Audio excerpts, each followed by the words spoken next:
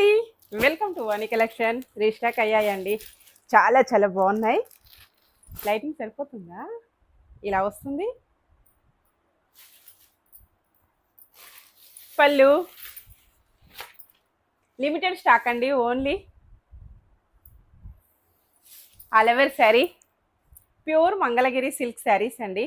Blouse వచ్చేసి ఇలా ఉంటుంది. నీట్గా